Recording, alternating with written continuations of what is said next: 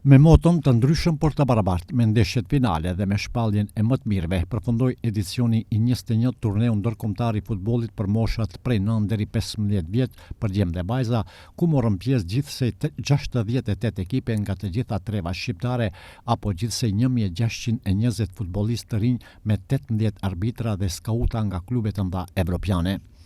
Organizatori këtij turneu prestigjioz, njëri nga turnet me numër më të madh të ekipeve në rajon, i organizuar nga shoqata Vllaznimi me përkrahjen e Federatës së Futbollit Shqiptar. Ndeshjet kanë shkuar shumë mirë, nuk kemi pas dëmtime, që temperaturat të tilla kanë dëmtim dhe themi që çdo gjë ka shkuar mirë, por fjala lehet ekipeve pjesëmarrëse për më shumë.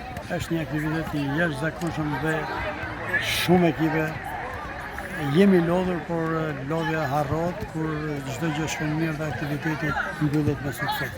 Falenderojmë dhe televizionin tuaj, bashkë me gazetarin e madh Shaban Sinani, që na ka mbështetur në çdo vit të aktivitetit dhe ka pasuruar aktivitetin tonë. Në mesin e ekipeve pjesëmarrëse të pranishëm ishin edhe 3 ekipe nga Akademia e Futbollit të Elbasanit që drejtohen nga ish portieri i Shkëndijës Muharrem Dosti.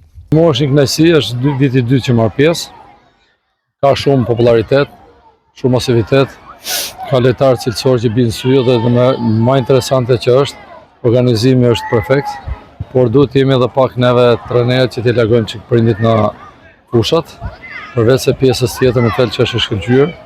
Unë kam një kënaqësi të madhe që mora me 3 ekipet pjesë. Në këtë turne takuam edhe një talent të futbollit nga Strymnica e komunës së Zhelinës, i cili ishte në vëmendje të trajnerëve me lojën dhe talentin e tij.